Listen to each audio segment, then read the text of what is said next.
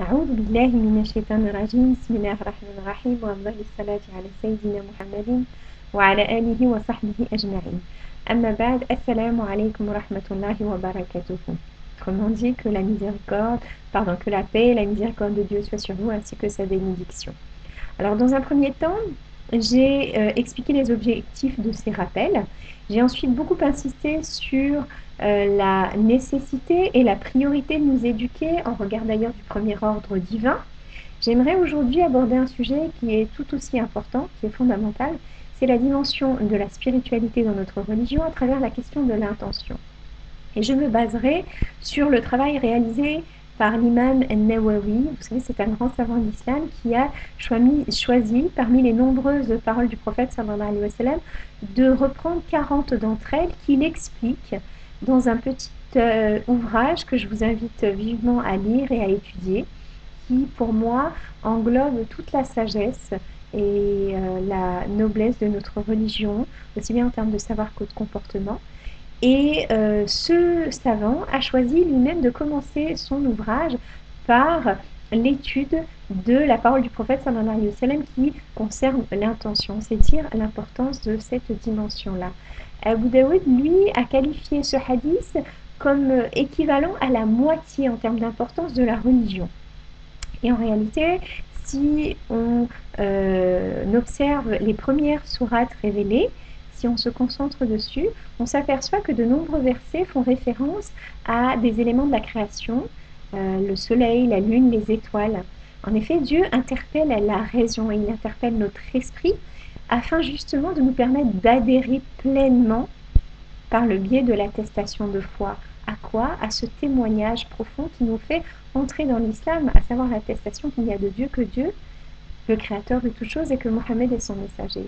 Et si l'islam est basé sur 5 piliers, le pilier fondamental, le pilier par excellence, c'est l'attestation de foi, puisque sans le respect de celui-ci, les autres actes n'ont pas de valeur, n'ont pas de sens. Ça, c'est vraiment intéressant et important d'y réfléchir pour vraiment noter la dimension fondamentalement spirituelle de notre religion.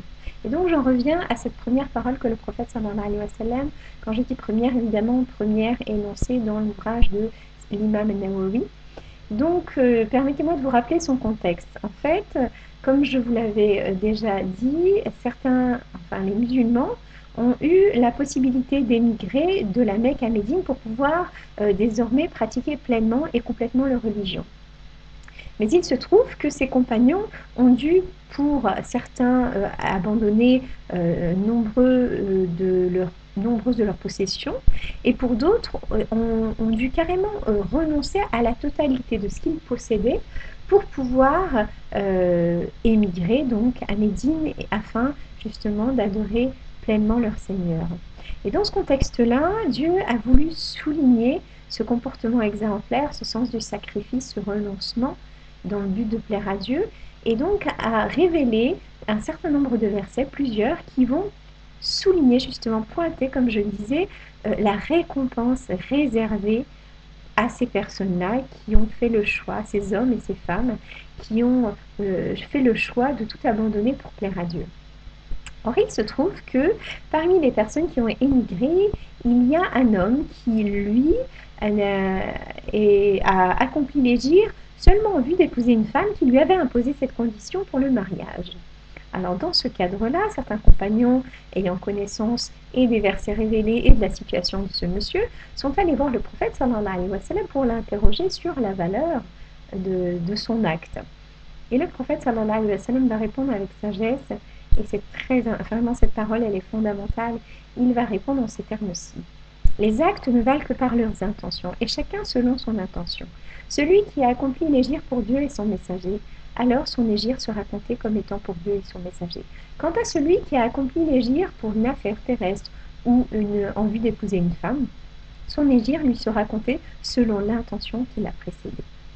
Alors je trouve très intéressant la formulation de ce hadith, puisqu'il n'est en aucun cas question de reprocher à ce monsieur son action ou son intention. Et là, on retrouve la portée générale de l'islam, la portée globale de notre religion, cette miséricorde révélée En effet, l'islam est là pour nous guider, pour nous orienter, pour nous éclairer un chemin à suivre. Donc il énonce, le prophète sallallahu alayhi wa sallam, une règle générale qui qui renvoie chacun d'entre nous à sa responsabilité personnelle, à sa vie intime, à son intention sincère, à ses actes et à ses intentions. En aucun cas, il est question d'accuser ou d'accabler. L'islam n'est pas un outil pour aller justement brandir des arguments pour juger ou condamner qui que ce soit. Ce n'est pas du tout l'objectif de notre religion. Et voyez, la formulation de ce hadith l'exprime en fait. Le prophète sallallahu alayhi wa sallam rappelle une règle générale, que chacun se concentre et prenne conscience de la sincérité de ses actions, parce qu'en effet, quand nous rencontrerons notre Seigneur, c'est sur nos actes que nous devrons répondre. C'est de nos actes que nous devrons répondre et en aucun cas les actes des autres. Et d'ailleurs, vous savez qu'on ne connaît pas, il n'est pas cité le nom de ce monsieur parce que ça n'est pas important. L'important, c'est justement par son biais, cette règle qui est valable jusqu'à nos jours. On ne doit se concentrer que sur l'intention, la sincérité de nos actions, parce que c'est en regard de cela que nous serons récompensés ou pas. Un deuxième enseignement qui découle justement de ce premier enseignement, c'est notre incapacité, notre impossibilité de juger les autres.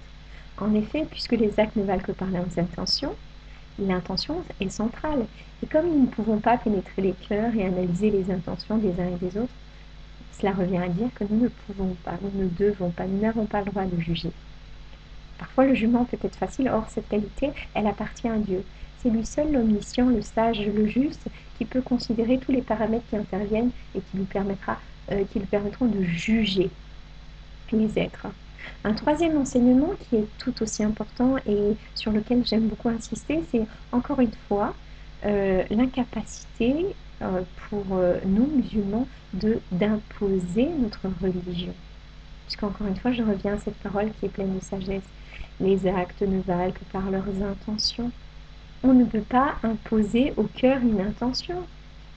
On ne peut pas forcer les gens à adhérer avec le cœur à l'islam, à être sincères. Or, la sincérité, c'est la clé de notre religion. C'est vraiment intéressant de bien comprendre ces paroles-ci. Il y a un autre point que j'aimerais souligner qui découle de ces paroles-là, c'est que je considère ce hadith comme une réelle miséricorde, puisque le prophète sallallahu alayhi wa sallam exprime vraiment l'idée que nous ne sommes pas jugés sur les résultats. Cette parole nous enseigne que, effectivement, elle nous incite à agir. Ce sont les actes qui vont être jugés et les intentions, les actes associés aux intentions, les actes en fonction des intentions, mais en aucun cas un résultat ou un aboutissement. C'est très positif et encourageant parce que si nous devions nous concentrer sur les résultats, on serait vite dépité et découragé. Mais alors que non, notre religion, elle nous incite à agir dans le bien, à assainir notre intention, à purifier notre cœur pour que nos actes soient acceptés et soient agréés par Dieu. C'est très positif et porteur. Et il y a une autre chose très positive que je trouve dans ces paroles du prophète, sallallahu alayhi wa sallam, c'est en fait la méthodologie qu'elle nous offre. Vous savez, une bonne pédagogie, c'est de cibler un objectif. Et ensuite, quand on a ciblé l'objectif, c'est la meilleure façon de pouvoir définir le dispositif, la démarche, la meilleure méthodologie qui nous permettra d'atteindre cet objectif. Et regardez ce hadith, il nous cible l'objectif de notre vie. Les actes ne valent que par leurs intentions. Donc si notre intention première, nous, c'est de satisfaire Dieu, c'est de plaire à Dieu, c'est d'aller dans le sens de cheminer vers Dieu, il nous est nécessaire d'adopter la démarche qui plaît à Dieu. Je vous donne un exemple un peu plus concret. Si on reprend un verset que j'aime beaucoup dans la sourate Les Abeilles, Dieu dit « Et appelle à la voix de ton Seigneur avec sagesse et de belles paroles. » Voilà ce que nous dit Dieu.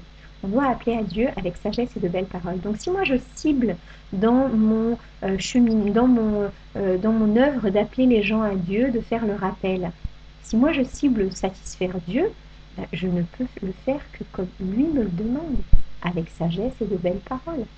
Je ne peux pas atteindre l'objectif de satisfaire Dieu en empruntant un chemin qui lui déplaît. Vous voyez là, cette voie-là, cette voie positive, c'est ça qu'on appelle la charia. La charia, ce n'est pas du tout la définition qu'on en donne dans les médias, qui résume ça à un ensemble de punitions. La charia, c'est une voie qui nous mène à la satisfaction de Dieu. Il pour reprendre notre vocabulaire, pour bien insister sur le vrai sens des mots. Et c'est une véritable bénédiction que de se dire, voilà, dès lors que je cible, moi, mon objectif, ben, je sais quel chemin prendre. Je suis éclairée, forcément. Et j'ouvre une petite parenthèse pour les éducateurs, les parents, les pédagogues qui ont cette belle et noble tâche, et lourde aussi, d'éduquer, d'élever nos enfants. C'est qu'on doit se rappeler que cette parole-là, tout comme le verset que j'ai cité préalablement, ça nous incite à fournir un gros effort pour pouvoir stimuler l'intérêt de nos enfants à adhérer à ces valeurs qui sont les nôtres, à ces belles valeurs, à ces grandes valeurs qui sont présentes dans notre religion. Ça demande énormément d'efforts parce que avant tout, en premier lieu, il faut témoigner de ces valeurs dans notre comportement au quotidien. Ça n'est pas chose facile. Oui, c'est même très difficile. Mais encore une fois, ce hadith nous incite à l'effort, à l'action.